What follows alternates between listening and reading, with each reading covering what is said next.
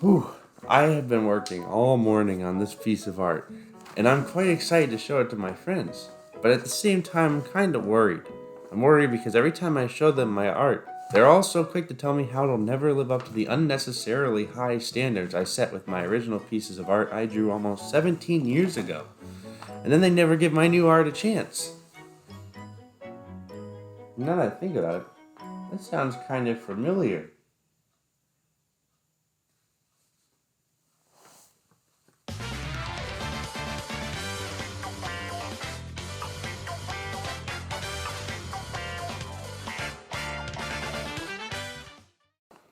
Back in 2000, Paper Mario released on the N64.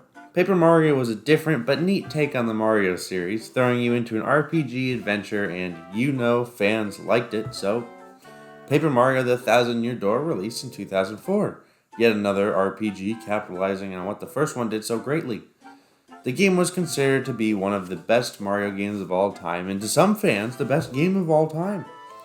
Then a couple of years down the road, Super Paper Mario released on the Wii, completely shifting the formula from an RPG to a platformer.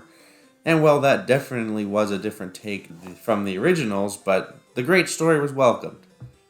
But then it happened. Paper Mario Sticker Star released on the 3DS. Now, Nintendo already had another line of RPGs going, with the Mario and Luigi series. An amazing set of games set around our favorite brothers, but because of those games, Nintendo wanted Paper Mario series to shift away to its own identity and remove most of the RPG elements out of the game. And not only that, they took the fun and interesting characters out of the game, which was a great feature of the last three games. But overall, looking at the game on its own, Sticker Star was okay. It wasn't anything spectacular, but it wasn't terrible. You would assume that it would just be a forgettable one. It was okay. It wasn't designed poorly or anything. It was just okay. But the real issue is it was different from the original, and this caused outrage. Paper Mario fans lost it, most of them abandoning the series as a whole. It was like it was the end of the world. People hated this game so much. Now, yes, it had its issues, but it really wasn't terrible. Then Nintendo had the audacity to do the unthinkable and release another Paper Mario game which fixed some of the Sticker Star's issues, and that's why we got Paper Mario Color Splash. In my opinion, a really fun and memorable one. But it was too late. Paper Mario fans had already given up on the game. It wasn't exactly what they wanted, so they didn't return and deemed it just as bad as Sticker Star, which personally is upsetting, but the real issue is what you really have to deal with is Paper Mario, since Sticker Star is just not an RPG anymore. And that's okay. The game's fun, and that's all that matters. Then, seemingly out of nowhere, Paper Mario the Origami King dropped on the Switch. Before we transition into the review, we'll of course start with the story.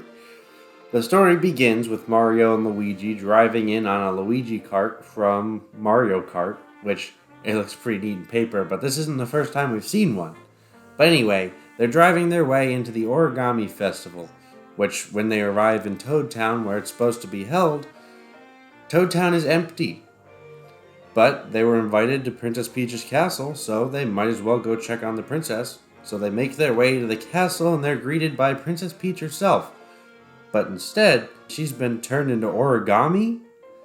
Then you see some terrifying sequences of characters being turned from paper into origami. You can see them getting folded up. And then you find a little square Bowser who joins you on the quest because he's been folded into a square. He's just as frustrated as you are and wants to know what's going on.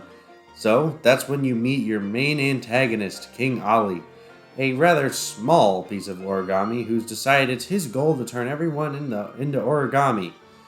After making a great escape with a sweet opening cutscene, you meet Olivia, King Ollie's sister, who you team up with to save the Mushroom Kingdom once again. Now that we got the history out of the way, we can do what I do with every one of my reviews. We're going to start with the good and then transition into the bad. As we've already covered, Paper Mario isn't an RPG anymore. It's more of an action-adventure game at this point. So, it does have dialogue, of course, and we have to stop for a moment to appreciate how great the writing has been in the last few Paper Mario games. And of course, Origami King is no exception.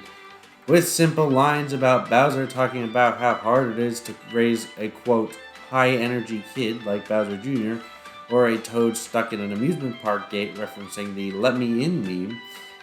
It's got some pretty great writing. After the writing, of course, Paper Mario the Origami King has a vast interconnected world, with multiple great locations, making it a joy to adventure from place to place within each location. And what's great about each location is it's so different from the last, it keeps it fresh the whole time. Every time you enter a new location, you're greeted by a new partner to go on the adventure with you. Which brings me to my next point, the partners!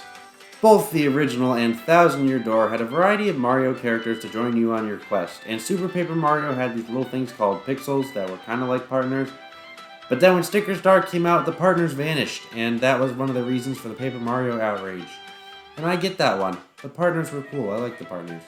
But I'm glad to tell you that the partners have returned, and they're of course all important to the story and can also help you out in battle.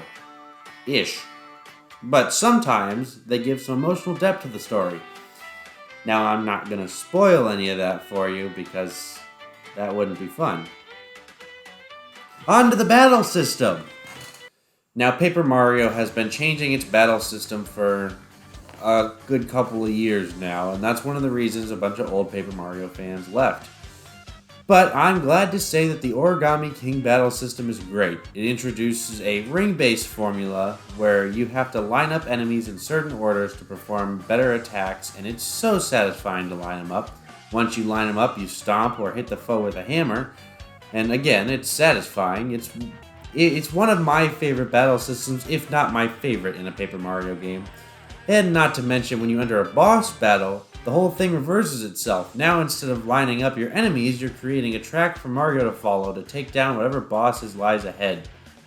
This game comes up with some neat puzzles to line up your enemies and some great boss battles. It's always a fun to play through these. There's plenty of more good little things I can talk about in my review of Paper Mario the Origami King, but those are some little things that I'm going to leave for you to find yourself. Now, if you've seen my reviews, I get the good things out of the way with first, and then I go over the bad things. So, unfortunately, here goes nothing. One of the few things I agree on the people who don't like the modern Paper Mario series is, yes, it does have a lack of original characters. It would be nice to see some more new faces overall. It's really not that big of a deal because it doesn't hinder the gameplay, but it would be nice to see a couple new faces. Now we have another bigger problem, which might be a personal thing, but it's not showing up in just Paper Mario. For some reason, recently, Nintendo has decided they really want us to break our tools/weapons. Because just like in Breath of the Wild and Animal Crossing of all games, your weapons can break. Now, I kinda see why they do this, but it's quite frustrating to lose a pair of shiny boots right in the middle of that boss battle. My final issue is there isn't really any incentive to battle. Now, personally, I love the battle system, and that's my personal incentive to battle, but I get why other people are frustrated by this. Now, I personally don't want an XP system because I like the direction Paper Mario is going. I like it shifting away from the RPG elements, but that's me personally. But yes, I agree, I would like a greater reward to engage you in the battles, because coins don't cut it for me. And I'm sure they don't cut it for you either. Maybe some nice collectibles or a special weapon or anything could be received from battles rather than just coins. A little bit more of an incentive would be nice. Now, again, me personally, I love the battle system and that's the incentive that I need. But I get why other people are frustrated by this. At this point, we know Paper Mario is no longer an RPG. And that's okay.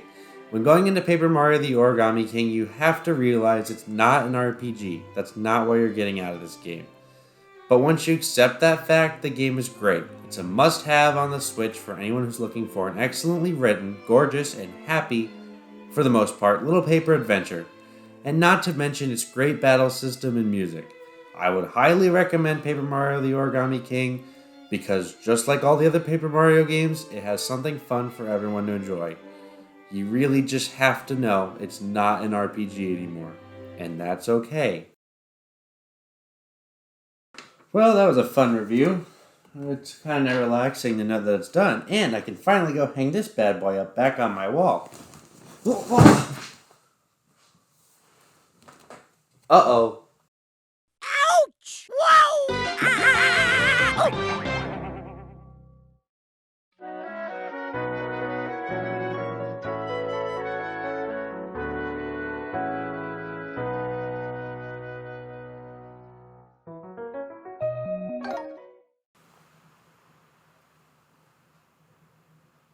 Oops.